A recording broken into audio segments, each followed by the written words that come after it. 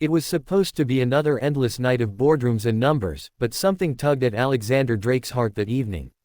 The billionaire CEO of one of the world's largest tech empires wasn't used to listening to impulses, yet he cancelled his dinner with investors and headed home early. He thought maybe a glass of wine, the quiet of his penthouse, and a moment to breathe would do him good. But as he stepped into his sleek, marble-floored home, he froze. From his kitchen came the faint clinking of plates, and then, a voice. He moved slowly, each step careful, wondering if someone had broken in. But when he turned the corner, the sight made his breath catch.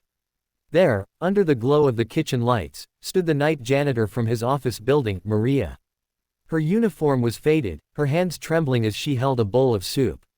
And on the floor beside her sat a little girl, no more than 8 years old, with tired eyes and a fragile smile.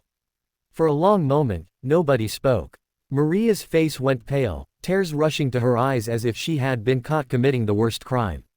Alexander could only whisper, "What are you doing here?" Maria stammered, unable to hold his gaze. She explained that her daughter, Sophia, had been sick for weeks. Medical bills had swallowed every cent she had. They'd lost their apartment just days before.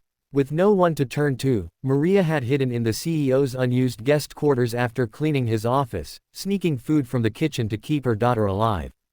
Alexander's world, usually dominated by stock prices and global expansions, suddenly shrank into that moment. Here was a woman who scrubbed floors in his empire, invisible to the boardroom, unseen by the world, but fighting a battle fiercer than any he had ever known. His first reaction was anger, not at Maria, but at himself.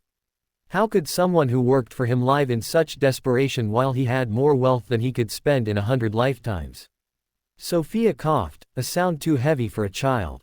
Without hesitation, Alexander knelt down, gently brushing her hair back. "You should have told someone," he whispered. Maria shook her head, her voice breaking. "People like you don't see people like me." Those words cut deeper than any corporate rivalry ever could. That night, Alexander didn't call the police. He didn't call security. He called his private doctor. He made soup for the girl with his own hands, clumsily but with a determination Maria could hardly believe. He sat with them through the night, listening to Maria's story, how her husband had died in a construction accident, how she had taken any job she could to raise her daughter, how every dream she once had was buried under exhaustion and survival. In the days that followed, Alexander's life transformed. He arranged for Sophia's treatment at the best hospital, paid every bill, and ensured they had a safe home. But more than that, he began walking through his company not as a CEO above everyone, but as a man determined to see the unseen.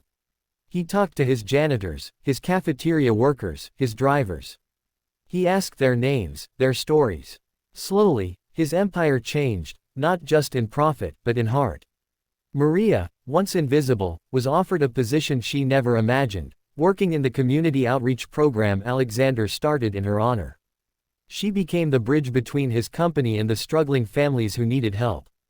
And little Sophia, once frail, regained her smile, often visiting Alexander in his office to bring him drawings for his wall. The billionaire who had thought he had everything realized that true wealth wasn't measured by the balance of a bank account but by the lives you lived when no one is watching. He had gone home early that night expecting silence, but instead he found a story that would change him forever. So if you're watching this right now, maybe it's a reminder for you too. Sometimes the people who need us most are right beside us, unseen, unheard, waiting for someone to notice. And maybe, just maybe, the act of kindness you give could be the one that changes everything.